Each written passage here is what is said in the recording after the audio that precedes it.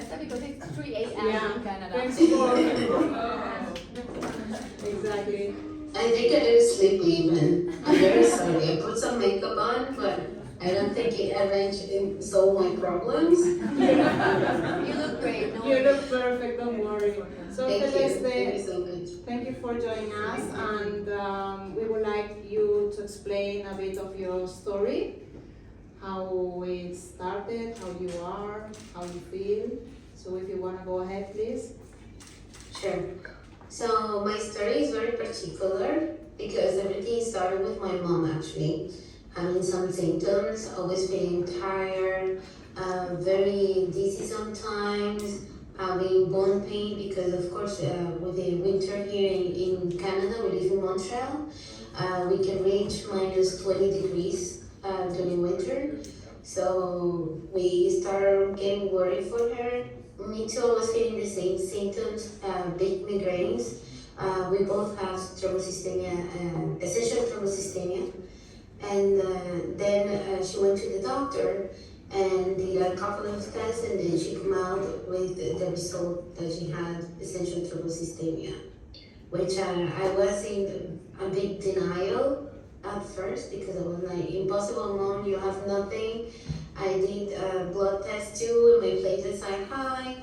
I don't think you are sick or you have any of these, because of course at first when we started learning about the disease, right, or how I like to call it, a syndrome, to me it's more like a syndrome. And at first I was a little bit on denial, and then when we went through some tests for myself, because then I went to see my doctor, I told him, look, I'm having the same symptoms, and my mom, she got this diagnosed, is it possible that I have the same? Unfortunately, in the past, I got a lot of gaslighting with multiple doctors telling me that I was having these symptoms because I have hormonal problems, which I never went through any hormonal test. You hear me? Yes, now. Where did this video stop? With the hormonal test. Yeah, the hormonal test. Okay, yeah. So so often I will be told that, for example, my platelet count was very high because of COVID. Then it was because I had a flu.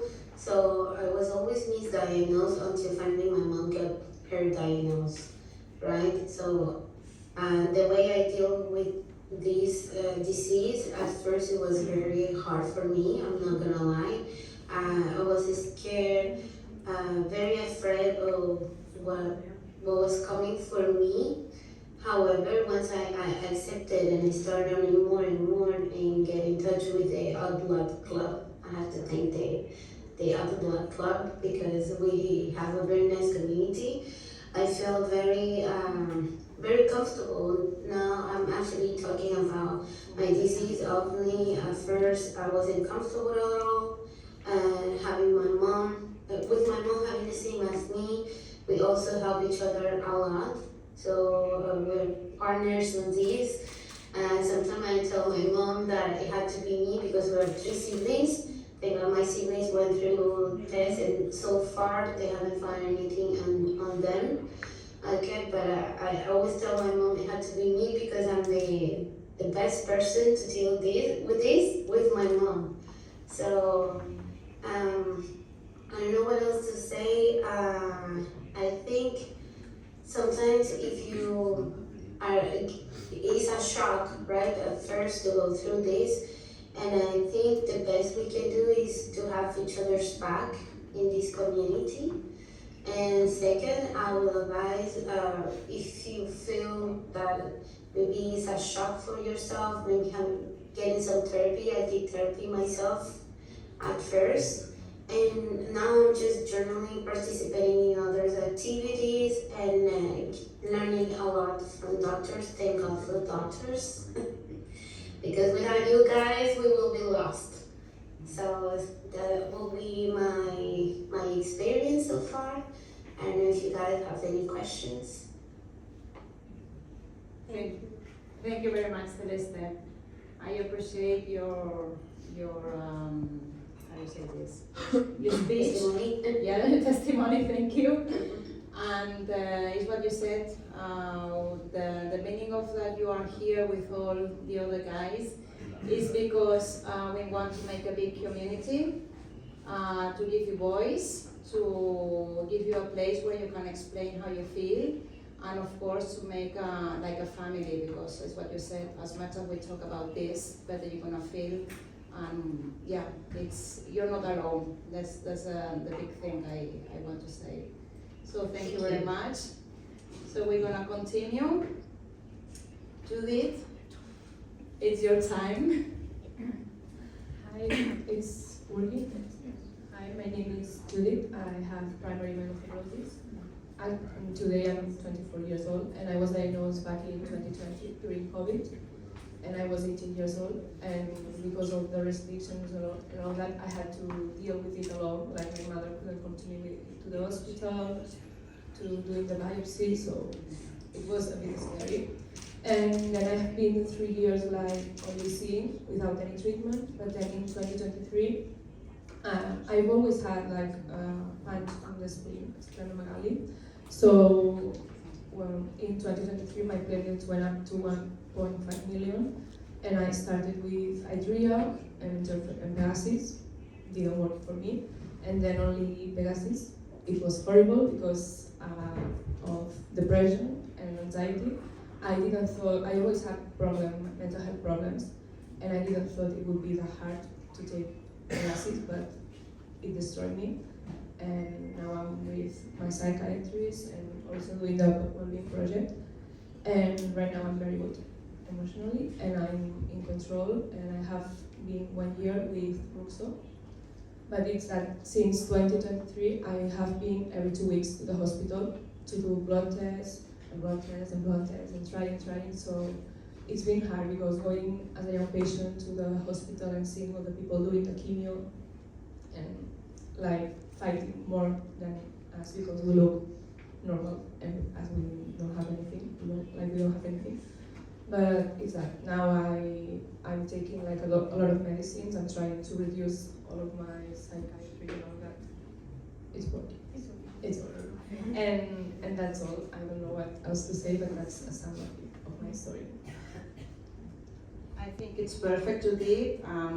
The thing is that I would like to make you introduce yourself in a small and short speech, so we can use a lot of time to ask questions to the doctors, professors, and so make an open discussion. Okay, so it's perfect, Judith. Thank you very much. Mari, it's your time. So hi, I introduced yesterday. I shared a little bit of my story already. I'm 27 now. I was 24, if I'm not mistaken, when I was diagnosed. I'm originally from Costa Rica. I was living in Vienna at that time, and it was by coincidence that I went to like the annual check of my blood, and they saw that the platelets were very high. And I was feeling okay, and I'm very like relaxed with this kind of stuff. So I was like, yeah, whatever, I'm okay. I feel all right. And my roommate is a little bit hypochondriac, so she was like, no, you should go to a hematologist. You should follow the instructions. And then, thanks to her, because if not, probably I wouldn't have known that I got PV. So it was a very odd process because I didn't have family around. I didn't even get completely what was going on. I was just like following instructions. Okay, go for a genetic test, then for the bone marrow biopsy. But I don't know, like I didn't want to understand fully what was going on, but I never imagined that if I Google it, I would have the word cancer as a result. So I just finished with all like the process. Then the doctor started like discussing if it was better to take Pegasus or if it was better Besremi. Besremi was developed in Vienna, so actually that was very convenient. And I started it like 2 years ago, and it has been so good so far in like the physical and more like health part, but in the psychological and more emotional side, it was a mess. So I got diagnosed, and the whole first year I was in complete denial. I don't know, I feel it was just like my coping mechanism. So I was like, no, everything's fine, I'm healthy. And little by little, that made me feel like super isolated, and without noticing, I'm like very energetic all the time, but I was like really going deep down into like this dark hole of feeling lonely, of feeling like a lot of envy for all my friends, that they were calling me like, oh yeah, Mari, I have this huge problem, I don't know if I'm gonna travel to whatever country this year, and I was like, how can I be a good friend when I need to tell them they're not real problems, I'm facing something very different. So it really affected me in an emotional way, and that's when I also, as Celeste said, I think it's as important it is to maintain ourselves healthy in a physical way, it also is to maintain ourselves like very strong in the mental way. So I'm a very spiritual person, so that helped me a lot, but at the same time I thought, okay, I really need to get serious in my therapy. And my therapist was actually the one telling me, look, the reality sounds it's gonna sound a little bit harsh, but this illness, it's not really gonna kill you right now, but your mindset is. And that was like very shocking at the beginning, but then I realized it's right, you know, like I'm okay, I don't have like very bad symptoms, but what is really affecting my life, it's the way I'm living and the way I see it mentally, but not really physically. And then that's how Odd Blood started, actually out of like pure desperation of just trying to find someone that I could relate to. And then I'm a digital designer, and I thought, okay, medical stuff, it's a little bit dense. Cancer needs a rebranding because, you know, like, it's not just the idea that we have of cancer of like death and bald people. Actually, it's a huge umbrella and they're all valid. So I started an Instagram account just to find someone else where I could connect to. And organically, it started growing, and then I realized, okay, wow, it's more people than I expected. And yeah, little by like it's funny because I have started like other communities where I'm like really thinking about like, oh, the strategy and how can I make it better. And this one was just like, I just want a friend. And little did I know, 1 year after that, I was going to be here sitting down with friends with some merch, giving out stickers. So yeah, I feel so grateful that really became the best medicine I could find. So I realized how important it is to have support from each other. And yeah, like to knowing that controlling the mindset can even affect more of whatever symptoms or treatment you're taking. So yeah, that's a little bit of my journey. As I told you yesterday, now I'm struggling with what I'm gonna do here because of the bureaucracy, and I'm not a resident, I'm not a European resident, so the social insurance is also a problem, but that's another story. I want the others to talk. But yeah, we have stickers, we have t-shirts, so if you want to get some, please just take a look. Thank you very much, and thank you all of you, because Odd Blood exists thanks to the support of everyone here and online. And I'm just grateful to know that if the illness is already helping just one person to go through it, it's already worth it. So really, thank you for all the support. Thanks to you.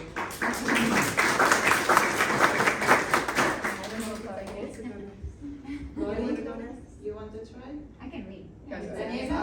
Okay. I'm a little bit nervous, but It's okay. so my name is Daniela. I'm from Portugal. I'm very recently diagnosed, so saying 5 months ago. I'm 33 years old. I have a baby with 20 months now, and in the end of May, I feel very bad, like I'm having a stroke. I couldn't speak. I have like varices in my arms and in my neck, so I get very scared because I'm a nurse.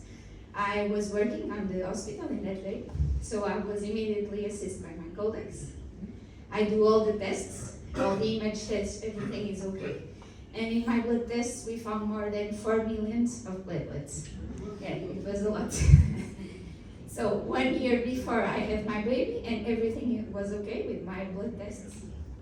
So it was very scary for me, but for me the worst is the time that I have to wait to have my results, because I can do immediately the biopsy because I have a lot of platelets. It was not safe to do it, so I wait, and that time was the most difficult for me because I'm a nurse, I have some knowledge, so it was very scary. But after my diagnosis, I think I found a purpose. I searched for groups because in Portugal we don't have much information about this disease. We are a small country, So less people have the disease. And young people, I don't found anyone until today.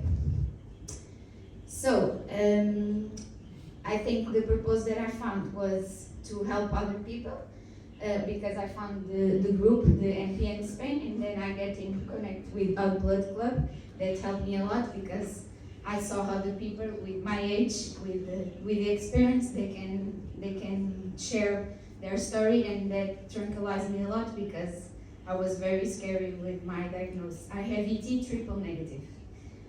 So it's been a long journey, but I think I'm okay. I really don't have quite symptoms. I only feel tired sometimes and dizziness, but I consider that I'm okay and almost normal than when I was before I know my diagnosis. So now I'm adjusting my medication.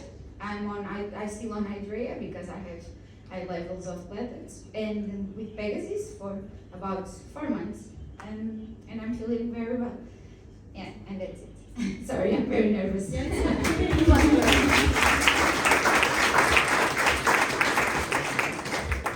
So, Cory, you want to try? Okay. Anyone else? So, my name is Corey. I'm very nervous, so sorry. I'm 30 years old. I was diagnosed with ET with the calreticulin type 2 mutation. It started back when I was 24 years old. I actually was having issues with my heart, so my heart rate would go up to 220, 230 beats per minute, which is very high. From just, sitting here, it's probably doing that right now. But so I went to the doctor and they decided to do an ablation where they inserted a catheter to fix my heart. And when they were doing the blood work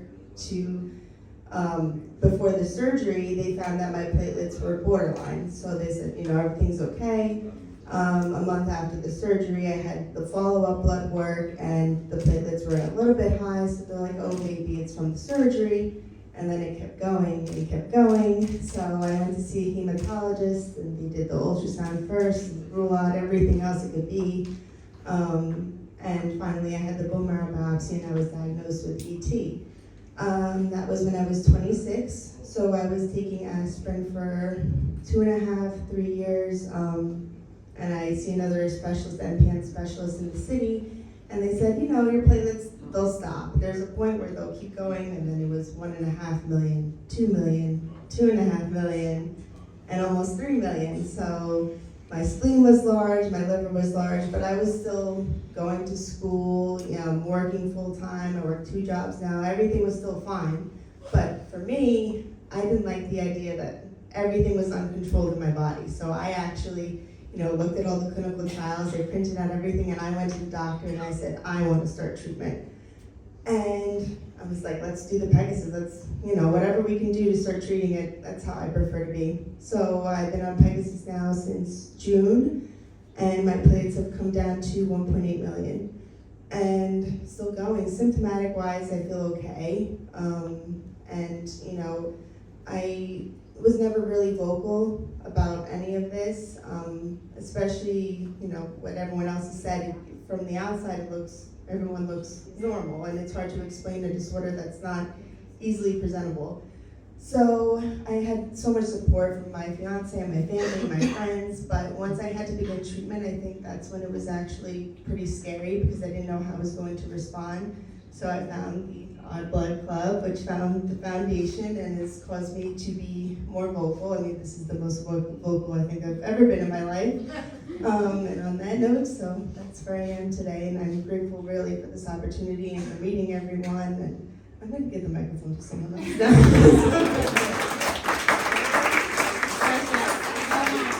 Thank you, Sasha. And then we start with the men. Sorry. Ladies first. Hi, I'm Sasha. I'm 34 years old, and I'm second. Oh, my bad. Okay. Hi, I'm Sasha. I'm 34 years old. I have secondary myelofibrosis.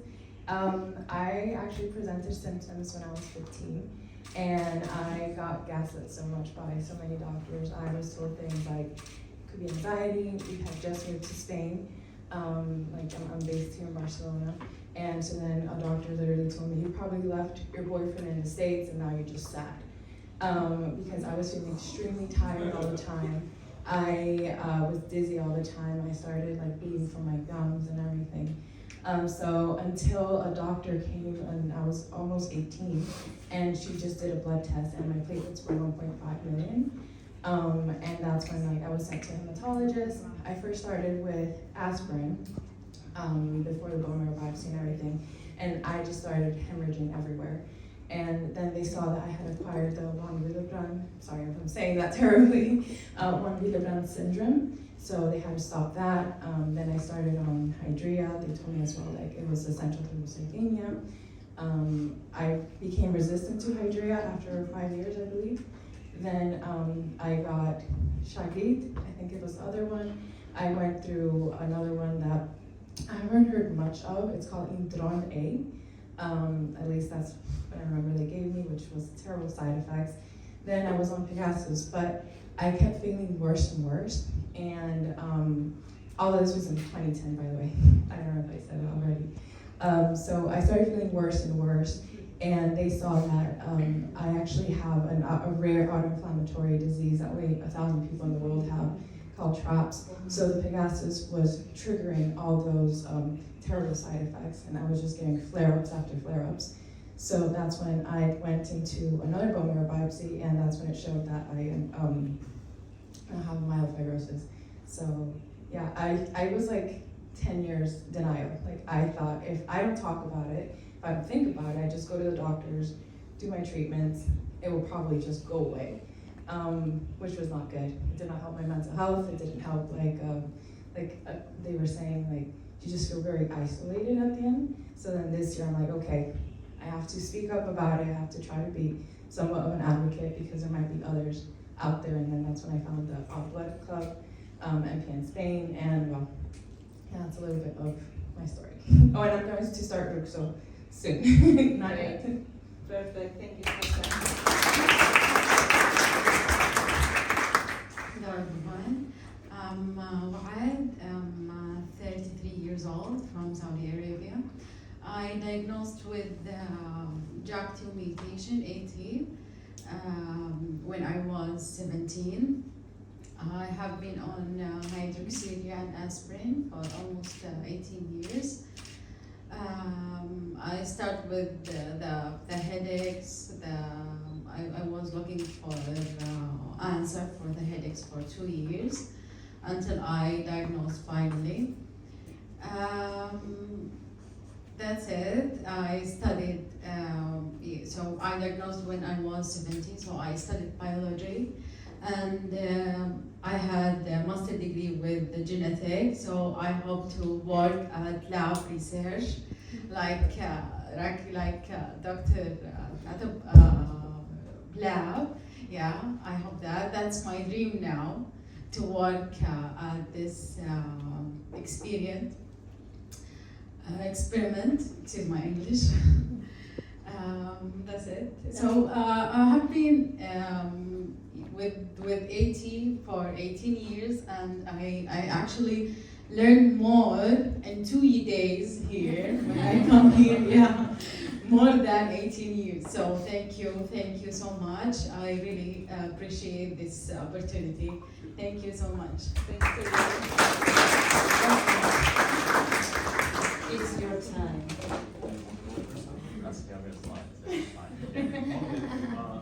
Hi guys, I'm Oscar. I'm 32 now. I was diagnosed in 2022 when I was 29. My platelets were rising in 2020 in the physical checkup, so they sent me to a hematologist, and I was just on aspirin every day until in 2022 July I started having headaches and dizziness. So I went back to the hematologist. He just put me on hydroxyurea.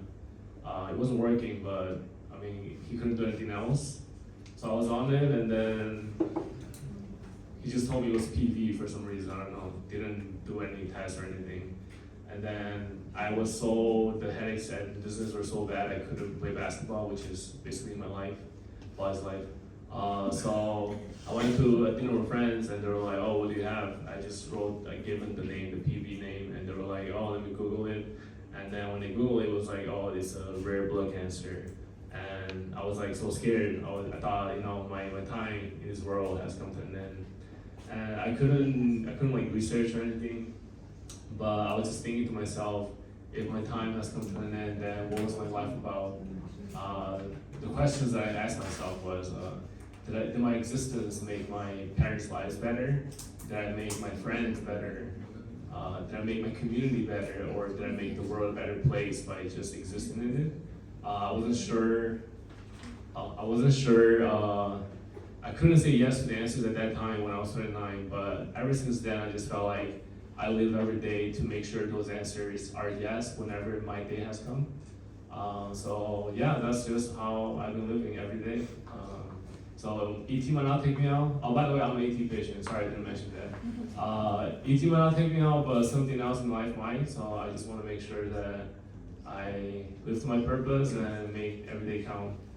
And about my symptoms. I started hydroxyurea.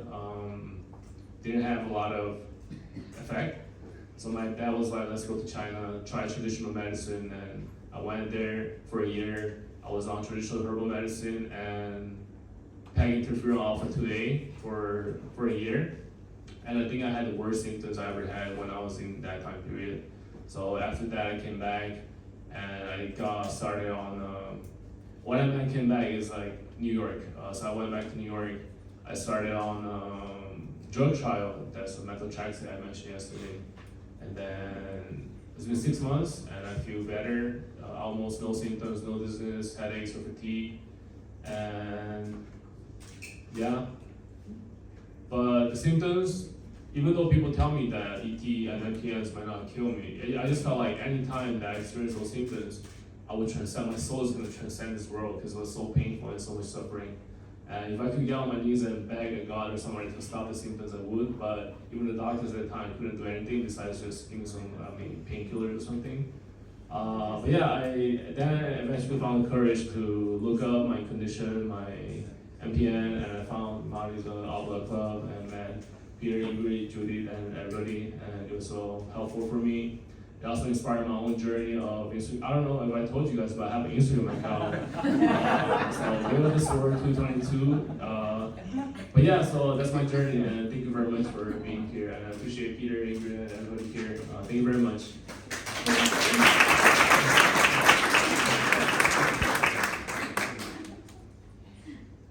Hi, good morning. I've got a slide actually. I don't know if it's possible to put my slide up. The management consultant in the room. I've got a slide. Great. Yep, that was me. That's me. The photo will have relevance later, but I am sat in an ice bath. It's a metal tub full of about 70 kilos of ice and a bit of water. But I'll come on to that later. So hi, good morning everybody in the room and online as well. It's great to be here. Like others, it's so good to be here in the community and to kind of share our experience and our knowledge and to hear from the professionals and the physicians and the farmers as well. I'm so grateful. So my name's Simon Bevis. I'm from England. I've called the elephant in the room out now. I do have a bit of grey in my beard. I'm not quite as young as the others here. I'm 42 years old, so I'm thinking maybe we could put like an M in the aya for like middle-aged people, dare I say. But we have different needs. We have different challenges. We have different stresses in this stage of life where we are. I have 2 young children, well, 11 and 6, so I have a young family.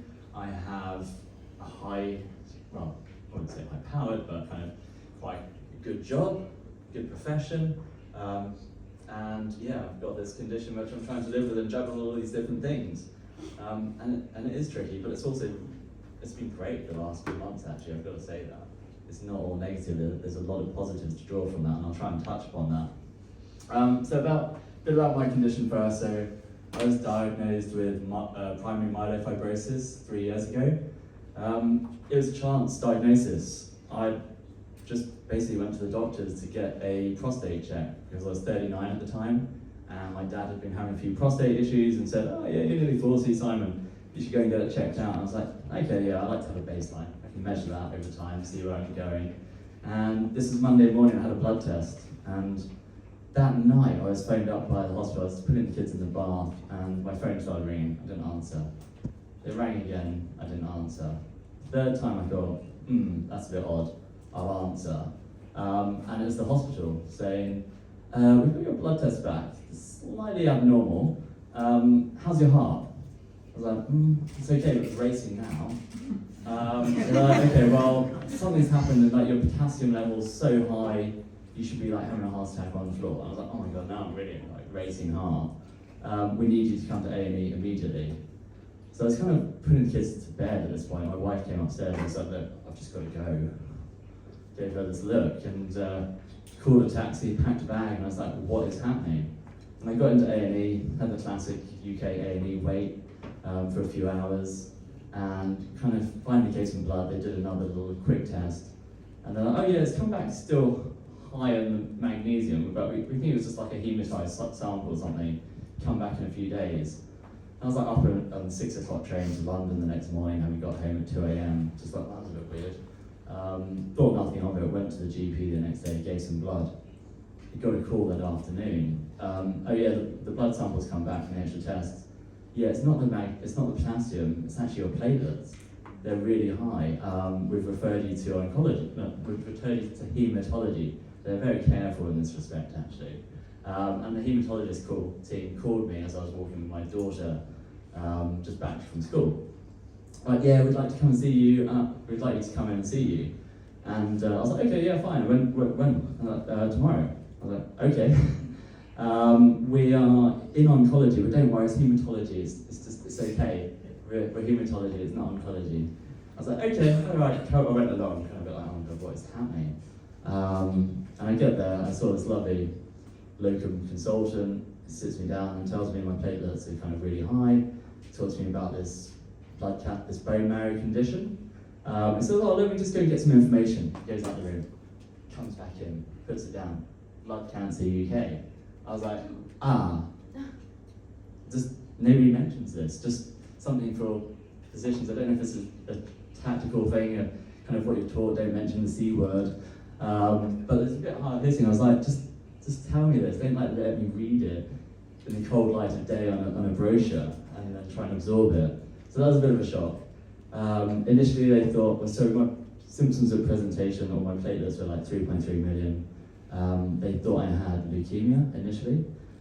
Did a bone marrow biopsy the next week. 2 weeks later, they said, actually, it's not leukemia, it's an MPN, and we need to do further tests and wait for the bone marrow biopsy to come back. I said, okay, well, that's good news. It's not leukemia, it's kind of, I've got some time, hopefully, so that's the way I saw it. And then I'd sum up that period of those first few months waiting for the prognosis and the results to come back as really quite terrifying. Very little sleep, lots of stress, lots of thoughts about, is this it? Am I not going to see my kids grow up? All those sorts of things. Horrible.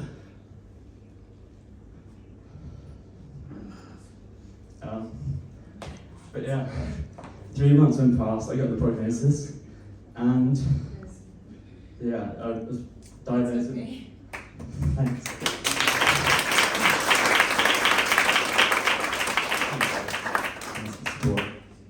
And then got my prognosis, and I was like, okay, it's primary, it's grade 2. Okay, let's deal with this. And I think one of the best things I did at that point in time, about a week later, I went on a 3-night silent retreat, and it's something I've been practicing and as part of my life anyway. And I just took myself away from home and just had a few days just to kind of sit and reflect and absorb.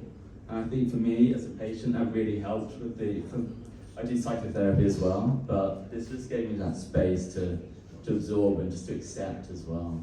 And I came back just like, that was early December by this point, I just came back home and back to, I don't know, just back really. I felt I was back after those 3 months. So my treatment started at that point. I was put on PEG interferon. I've kind of defined it as 3 phases for my treatment and put on my platelet chart to see kind of how it dropped down over time, and this is over a 3-year period. So I started on interferon.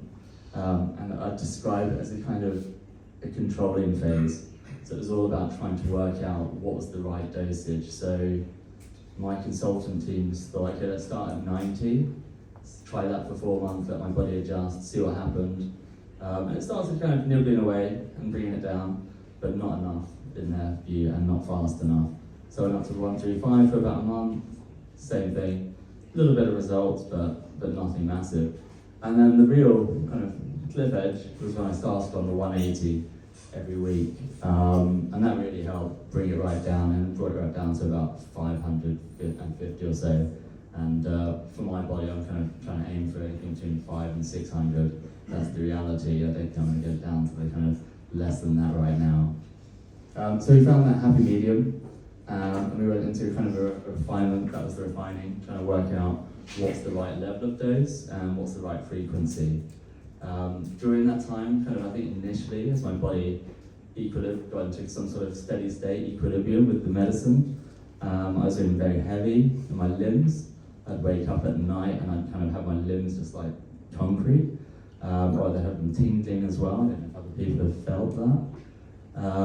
But I think, yeah, it was a hard time. It was winter in the UK as well, it wasn't the best. But it was kind of, by the time spring came, I had a spring in my step. It was all kind of manageable. I was seeing, yes, this is okay.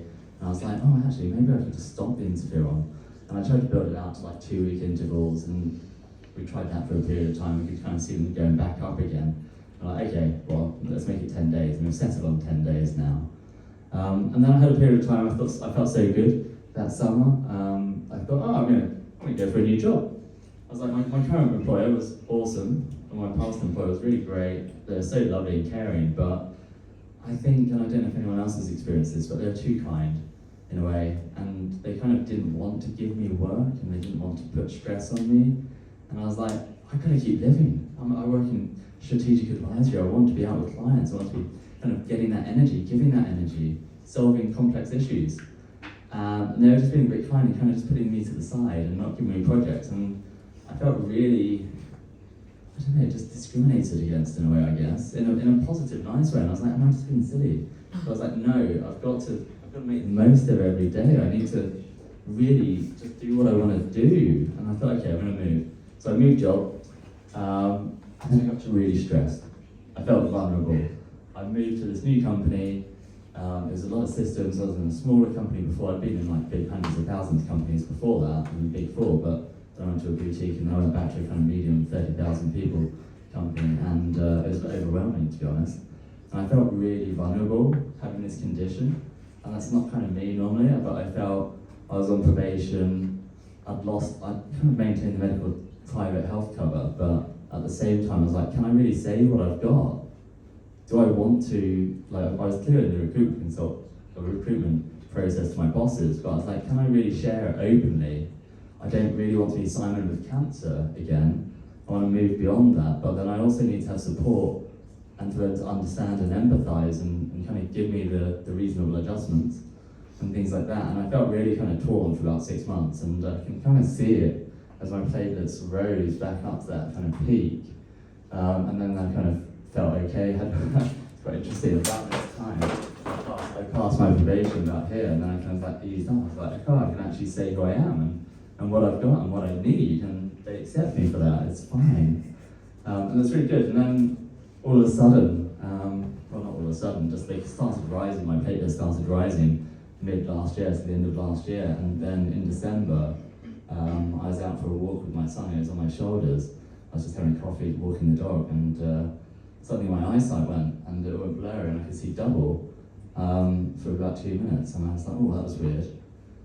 And then I went home, kind of, then thought, oh, I'll go for a quick run, and I lost all my power on my left side. I thought, okay, that was a bit weird as well, but you know, I just shake it off. It might just be a bit of side effects in the interferon. It's okay. I'll do a bit of body tapping. It's okay.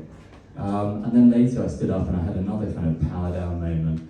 I thought, okay, 3 things, that's a bit odd. And I realised that, and I kind of went into hospital and found out that I had a few strokes. So that's when it moved into the contained phase.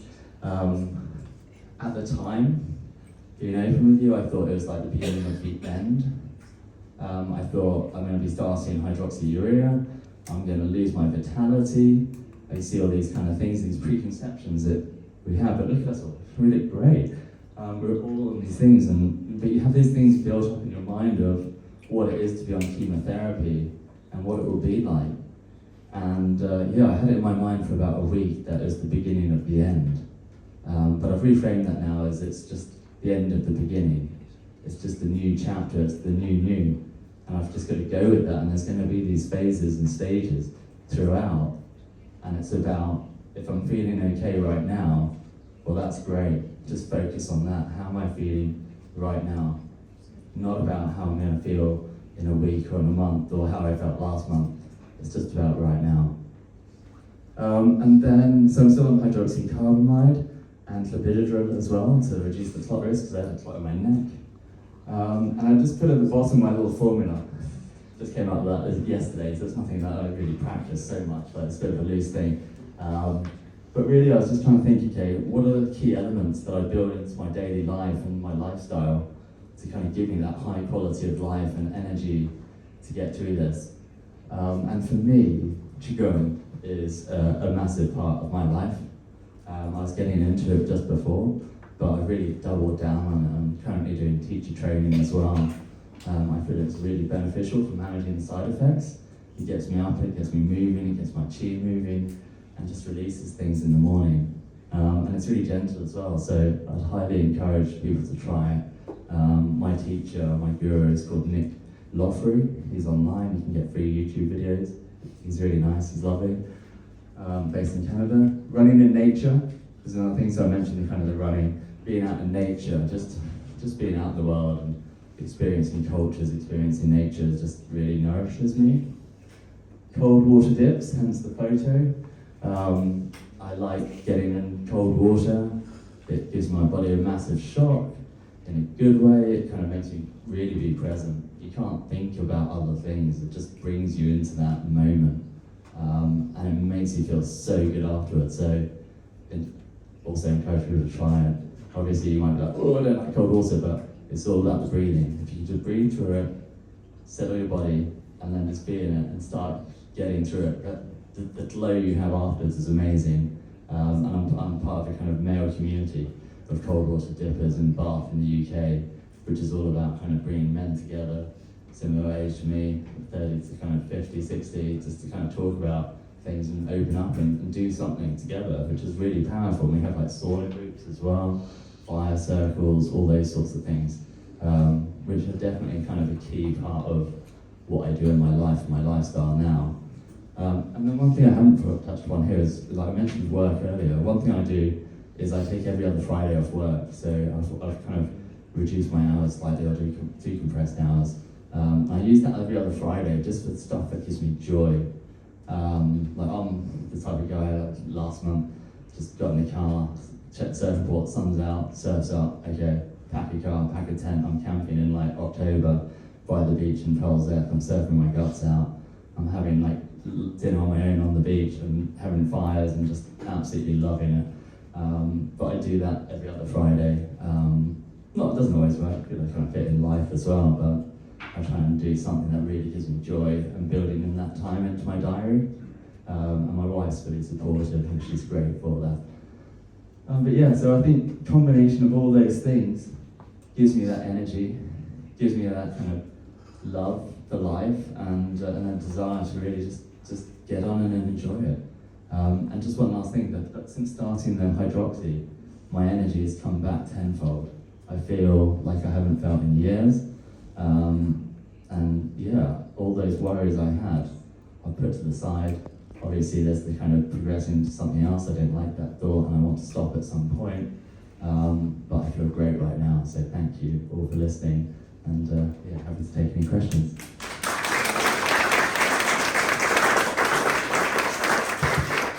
Okay, in the meantime, Lauren, she's online, so we're gonna join her.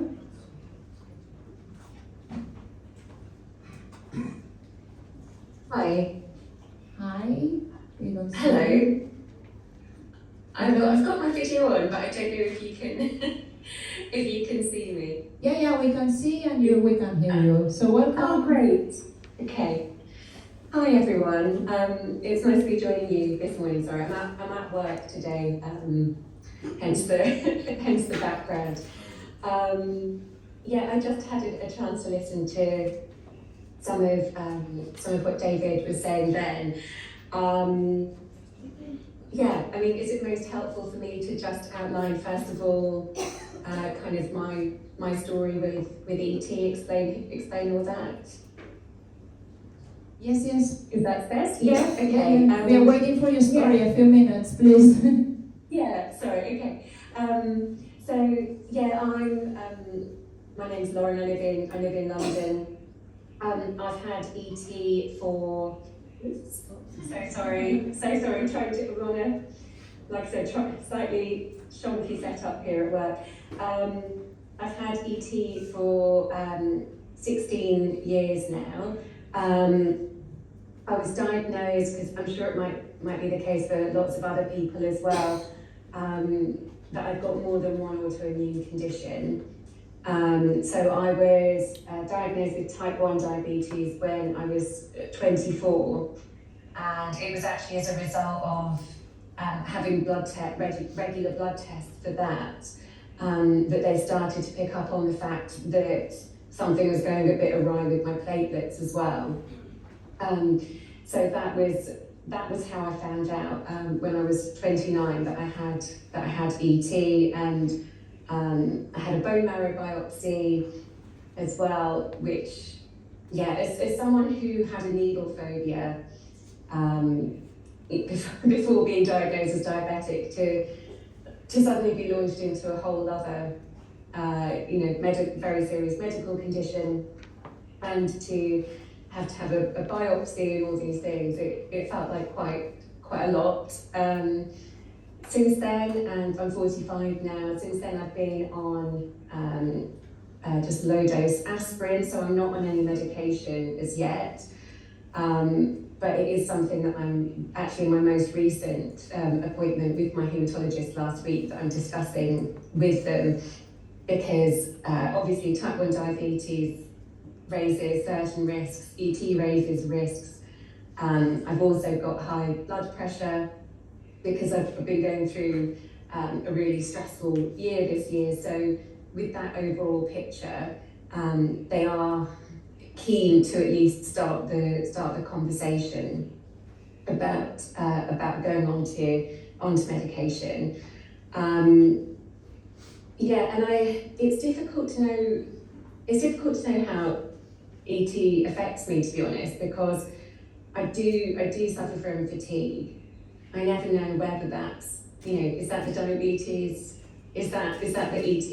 I get the horrible itching usually after I've been in the shower as well. So far, touch wood, that's about all the effects that I've had. But I'd say it's also complicated by the fact that I do shift work. So I do 10-hour days, sometimes starting at all different times, sometimes 6 a.m, like it was yesterday. Today was 7:30 a.m. So really long days. Fatigue is something that I really definitely struggle with. I was interested hearing David just then saying, sorry, I don't know if it was David, sorry, the person before me speaking, saying what works for them. I would say that running is definitely something that I've found helps me. I think any form of exercise where you're getting outside, I think getting fresh air, moving your body. Funnily enough, I also do cold water swimming as well. But I also find things like yoga, sound baths, meditation, those all really help me. I think through my experience with having multiple chronic conditions, I think I found, what you have to kind of find what works for you personally. Things are going to really differ from person to person, but with those core things of eating well, I mean, for me personally, I found that not eating meat works for me. Everyone's different. keeping very well hydrated, having alcohol just in a moderate amount. But yeah, trying to get enough sleep, although that can be a struggle, making sure I'm socialising, seeing friends, doing things that I enjoy. But the other thing that I found both with diabetes and with ET is just the power of community, of having peer support from other people who are in the same position as you are. So having the odd blood club on WhatsApp, knowing that there are other people, knowing that there are people on Instagram, other networks that you can tap into, have been really helpful, as well as MPN Voice in the UK. Yeah, so that's kind of, I guess, my story up to date, is that just seeing what's going to happen with medication, and yeah, just trying to live my life the best I can, really. Great. Thank you very much for your participation. Thank you. Well, I didn't want to talk because I'm too old for you. But I wanted to tell you a story. And it's my story. I was born in 1945, which is just after the Second World War. And my father was a doctor, general doctor. Well, these days you actually had general doctors. All this crap of specializing, etc., didn't exist these days. And when I was about, I don't remember really, maybe 10, 11 years old, my father told me, Peter, you have a problem in your blood, but I don't know what it is. There were no means of analytical, there were no literature about nothing, So he said, when you get starting 19, 20, once, twice a year, give blood. Go to Red Cross and, make a phlebotomy. And if you have headaches, take an aspirin. Which is, if you look at it at the end, this is exactly what you have to do when you have a PD. When you start, if you make phlebotomism, this. I didn't know that I had something wrong. I believed my father, obviously, but I said, okay, I was playing football, I was a fanatic football player in Switzerland. And I gave regular basis. I was always a very conscious blood giver. I always gave my blood to her. And in these days, this blood was reused. Today, if they make you a phlebotomy, they throw your blood away because it's bad blood. In these days, they pass it off to somebody else. So somebody else got my rotten blood. But it kept me alive, so I hope that it will also be alive. I hope so. And I had certain effects during my life. I had erythromelalgia. Erythromelalgia is very unpleasant. It normally starts a very strong pain in your feet, and it's climbing up here. I remember I had it several times in the airports when you queue and you have to wait for your passport control, and then suddenly it starts and you go, oh no, now it comes. And I knew when I take an aspirin it's gone. But if you're sitting in a queue like this, it's difficult to take. You use 500 milligram aspirins. I don't know if you know, effervescent. You put in water and it's filling up. It's not existing anymore today, I think. And that happened. I went to all kinds of doctors, and I had a very good doctor in Switzerland, and he made all his tests and said, you have to try this and that, and at the end said, Peter, you know what? If it goes away with aspirin, take the aspirin. I have no clue what it is. Only maybe 30 years later, my hematologist told me, if you have erythromelalgia, it's a sign that you have an MPN. Must not be, but the chances that you have an MPN is very big. And then suddenly when I was, I don't know, maybe 35, I couldn't drink coffee anymore. anything which had caffeine was gone from one day to another. And I said I was living in these days in Spain. I was working for a pharmaceutical factory, and we had the factory outside of Barcelona, and so the factory was owned by 6 brothers, Spanish, all of them. 100% fun. I mean, I never had so much fun in work than when I was with my Spanish people.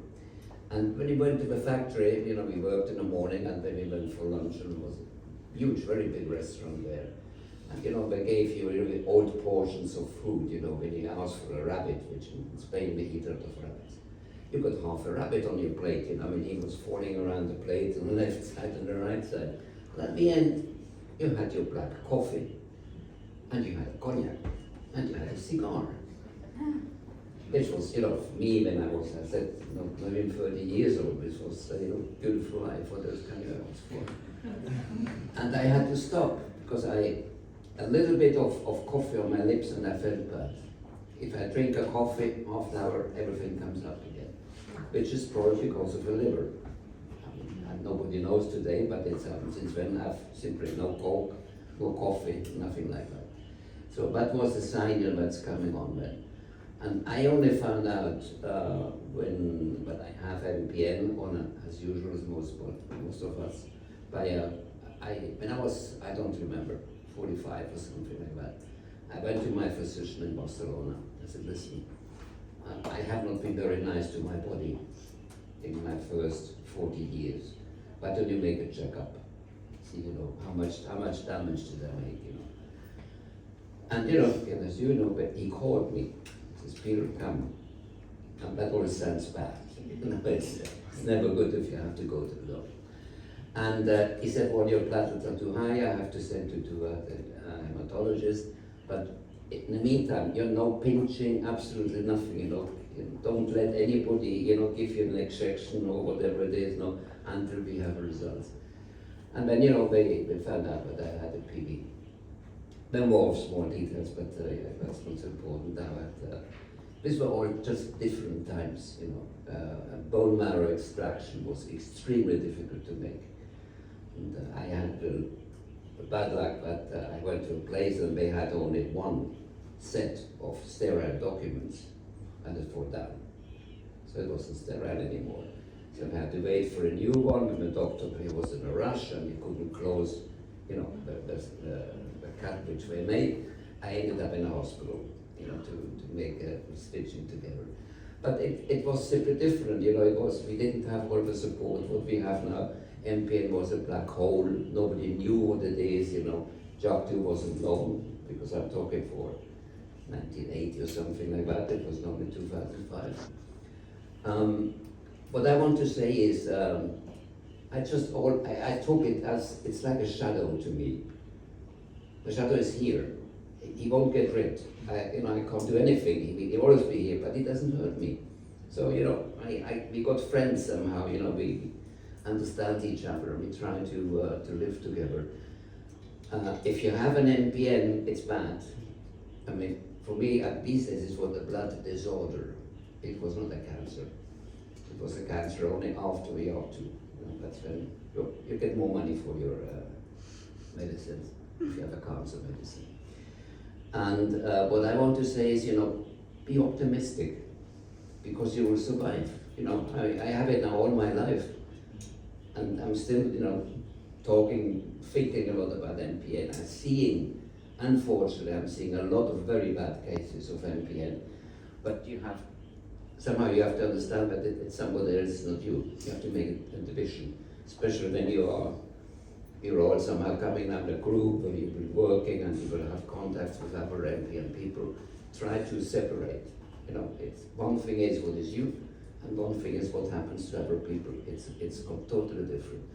But when I was your age, I had it already, and I still have it. And I'm perfectly alive. I'm not playing football anymore. But the rest, it's all in order. I would say, I can eat. I cannot drink alcohol. That's a bad thing. But okay, there are those things. So that's what I wanted to communicate to you. Be positive. take it as something, it's here. We cannot, not yet, rid of it. We have doctors, like here, physicians, which are working very hard to get a solution on that problem. We cannot do it. But, we can survive, and we can help other people. And if by doing that, you will make out of a bad thing, you made something positive. Because to help other patients is one of the nicest things which you can do in life.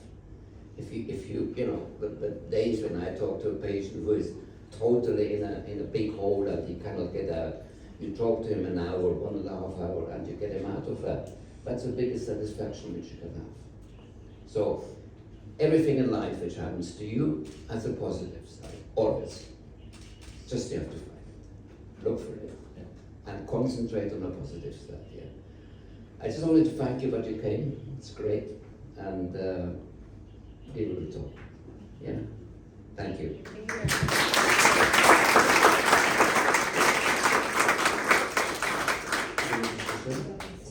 Well, I can't say anything else. Well, actually, I can say maybe one thing. It's true that MPN is odd illness, but also I'm in your groups and I can read about all other patients, what they have. And we cannot forget that there are other symptoms that are not related with MPN. So if we take only the MPN symptoms, is what Peter says, he's 80 years old, and I hope, and I think he's gonna be many years still here. And don't compare, because maybe if there is not good health in another ways, it's affecting more your symptoms. So just, as you said, Mary, you had these health problems and you have been working a lot with yourself. Keep on doing. Try to find your peace inside, and this is for all of us. I'm including myself because I also had my backpack, emotional backpack, and my emotional or problems backpacks during all my life, and I had to struggle also with